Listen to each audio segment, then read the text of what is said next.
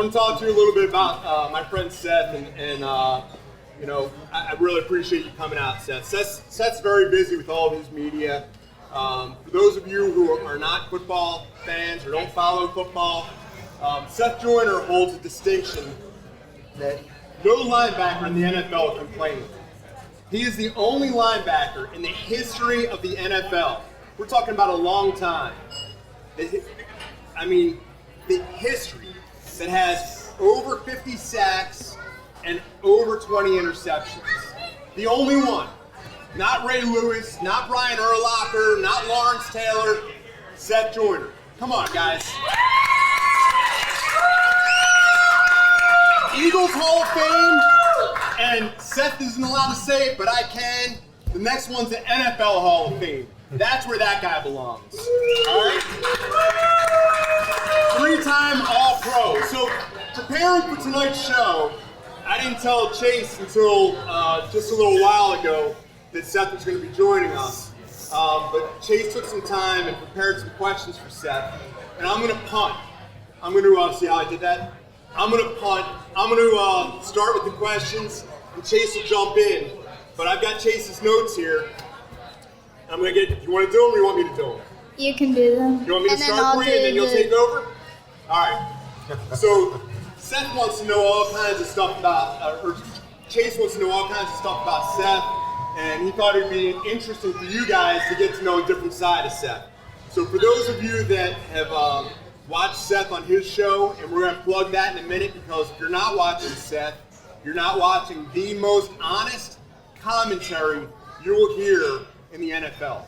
Seth doesn't insult people. He doesn't come out to be offensive. He calls it as it is. And like Seth will tell you, if Seth misses it, he'll be the first one to own that he missed it. And he'll come out and he'll say, hey guys, I called this one wrong. This is how it is. But it is the most honest commentary. And in a day where you have people doing commentary looking to please the audience, it's refreshing to hear an honest opinion. So Seth, Chase's first question was, as a kid, other than football, did you play other sports? I played everything. I played baseball, I played basketball, football, I ran track.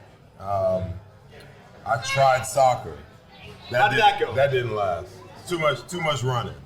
All and right. then the last one I tried was I wrestled for a half a season. Oh, we got some clapping for the wrestling over here. We got a young wrestler over here who had his first pin yesterday. All right? Nice. Way to go, Ethan. First pin. See, First year wrestling. I'm one of those people that believe that, kids should play all sports.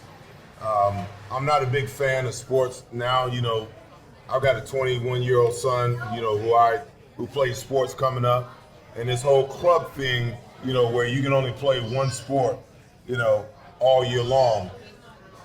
I think that's a mistake, because I see athletes who are great in one sport, but they can't throw a ball. They can't chew gum and walk. They can't even run and dribble a basketball because they've never experienced that.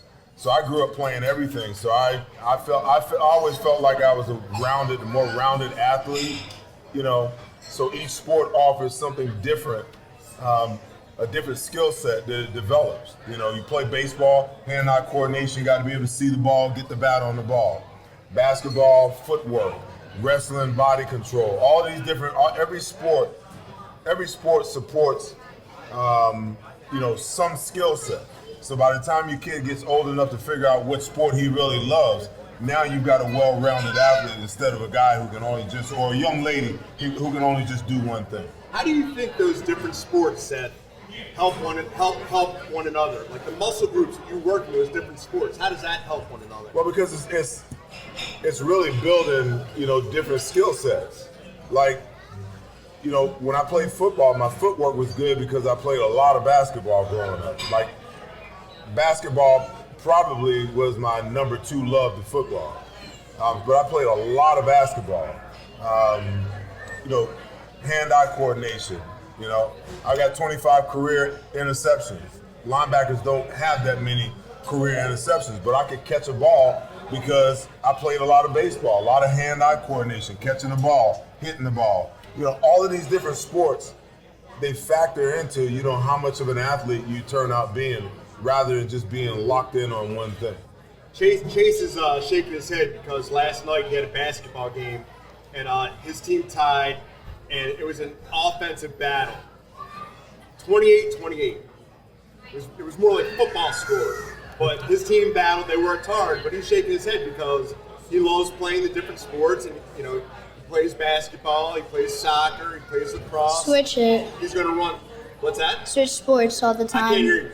Switch sports all the time. You switch sports all the time, right? You play your club sports, but on top of that, and this year you're gonna try out track, which is why you challenged Mr. Seth to running because you thought you were pretty fast. But I don't know, man. My money's not on you yet. So, your favorite sport as a kid, what was it?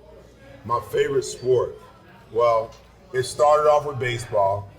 So I played baseball, until my mom would let me play football. Then once I started playing football, I immediately fell in love with football. But that was the era too where, you played a lot of sports. We didn't have video games and computers and all that kind of stuff. It was almost like punishment to be in the house. You always wanted to be outside. So we were either playing basketball or baseball or football or, we were always doing something outside. How old were you when your mom let you play football? I was 9 the first year. A lot of people don't know I quit the first 2 years that I played. Really? I quit, yeah. Because I was bigger than most kids my age, so I had to play up 2 age groups. And, it was tough. It's tough, when you're playing with the older kids, the razzing and whatnot that goes with it. But the third year I signed up, my mom was like, if you sign up this year, you're going to finish the year. And that was it for me. Huge life lesson, right? Oh, yeah. Oh, yeah. You never quit after that. Well, it's the whole perseverance thing, that you learn as a young kid. And it goes right on to college too, because I can remember at 17 years old, I went away to college. My mom took me from New York to El Paso, Texas. She was there for 2 days, and when she left, she looked me in the eyes. She said, "Don't come home." Now, I knew what that meant. That's a message. That didn't mean don't ever come home. That meant finish what you came here to do. Right. So along the way, at every juncture, you learn that perseverance. You learn how important it is to finish the things that you start. Yep. You got that? What was your favorite memory playing in the NFL? My favorite memory? It's hard to pick one, to be honest with you. Give us a few. We'll do top 3. Well, listen, I played with some great guys here in Philadelphia. So, Reggie White, Jerome Brown, Clyde Simmons, Mike Pitts, Mike Golick, Andre Waters, Byron Evans, William Thomas, Eric Allen, Wes Hopkins. You're a pretty good quarterback too. Yeah, but but defensively, those were my guys. Those were my brothers. It wasn't like the guys on the other side weren't, but as a unit, those were my brothers. So one of my favorite memories is, finally winning the Super Bowl in my last year with the Denver Broncos. But I always say I wish that would have been with my brothers, in Philadelphia with the Eagles, because as great as it was to accomplish that goal, it's not near as great of it as it would have been if I would have been able to share that with those guys. Well, you guys really had a fraternity here in Philadelphia. I mean, anywhere you go, you talk about Philadelphia's all-time best defense, and I think that anybody in this room, especially those of us who are old enough to remember, really zoning in on that defense, that was a special team. May rest in peace. You had Jerome, and Andre, and who were just absolute forces. But and Reggie. I mean, you had guys who literally were the best at what they did, and back then. And I joke around when we do the Eagles pregame show, I'll joke around and I'll get on set and I'll say, it's nice that I'm finally at a place where I've got the best hair. Unfortunately, here, Chase don't have Chase any owns hair. that. Chase with the I don't have any hair. This is this kid. So Chase unfortunately takes a prize here, but back then, I will never forget the Seth Joyner box top. You know, you guys had a team that had character, man. You guys had you don't see that anymore. That team was just different. Well, we were assembled that way too, though. It's harder now because I don't know that it's not that GMs don't know how to evaluate talent, but the guy we had evaluating our talent, he really knew what he was doing. Because you had everything from free agents to first-round draft picks to late-round draft picks like myself and Clyde, you know, that flourished, you know, within that defense. And I think I may be a little biased, but, you know, our defense was so good that you could have took either one of those guys on our defense and they could have been starters on anybody's team in the National Football League. So that was Buddy Ryan years, right? Yeah. So back to Chase's question, if you were to pick outside of the Super Bowl, because obviously, you know, that's a incomparable, you know, achievement. Right. Outside of that, do you have any specific memories of playing with that crew, playing with that Philly? I mean, we got a room full of a Chargers fan, a Patriots fan, and then a bunch of Eagles fans, right? Yeah. So come on, with the Eagles fans. Yes, that's what I'm talking about. So if you were to pick a couple of those Eagles memories that you can help this crowd get ginned up with, what would they be? Wow. Well, I think obviously, you know, the Washington game, the Monday night game, the body bag game is memorable. If you're an Eagles fan, you know, over 35 years old, you probably remember that game. So for the younger crowd, explain that. Yeah. I'm going to put you on the spot now. Explain that body bag game, because I remember it clearly. Yeah, well, I mean, Washington came into the vet on the Monday night game, and we just systematically took them apart. We probably, you know, we knocked all three quarterbacks out of the game. We probably knocked another 5 or 6 guys out of the game. It was just a physical game, and we were the one that was bringing the hammer to the nail. Hey, listen, you know, what do we say? Everybody has a plan so they can punch in the mouth, right? Like Tyson. Who was your... So what else? What other kind of memories you have? Probably the Monday night, the House of Pain game, Monday night game in Houston. Statistically, probably my best game. 8 solo tackles, 2 sacks, 2 caused fumbles, 2 recovered fumbles, and on the last play of the game, I dropped the interception. So that's the one. Yeah. That's the one that you dropped. Yeah, that's the one you remember. Yeah. Who do you think you played the best with? From the whole team. Are you talking about which team? No, like your teammate. Who? Well, myself and Byron Evans, we played a lot together. Because even in nickel situations, him and I still stayed on the field. So him and I was really attached at the hip. We spent a lot of time together, played a lot, you know, together. Not only, you know, how we played on the field, but also, you know, the time we spent away from the field as well. All right. Were there any professional athletes you looked up to, while you were growing up? Well, I fell in love. I was born and raised in New York, but I was not a Jet nor a Giants fan, either one. I actually fell in love with football because of Earl Campbell. And I became, you know, a Houston Oilers fan because of Earl Campbell. Now, my brother was a Pittsburgh Steelers fan, and you guys that are older know that the Oilers could never beat Pittsburgh. You know, they would meet them in the playoffs every single year. They could never beat them, you know. But the Oilers were my team, and I hated the Steelers. Absolutely hated them. So for those of you who don't know, Earl Campbell could literally run through a building, right? I mean, that guy would, with reckless abandon, hit the middle and just keep running. Right. There was no dancing in the backfield. It was literally hit it and go. Did you play against any running backs on the defensive side of the ball? You're the linebacker. You're the guy who's got to stop that guy going downhill coming towards you. Play against anybody with that kind of force? No, not with that kind of force. I mean, I played against, I think, probably collectively the best era of running backs, but no one with that kind of force. You know, so if people ask me all the time, who is the best running back you ever played against? Barry Sanders, bar none. You know, Great Hard Netflix Knocks. series too. Huh? Did you see his piece No, on Netflix? I haven't seen it yet. Yeah, I that's haven't awesome. seen it yet. But him by far. And I mean, I played against, Marcus Allen, Eric Dickerson, Emmitt Smith, O.J. Anderson.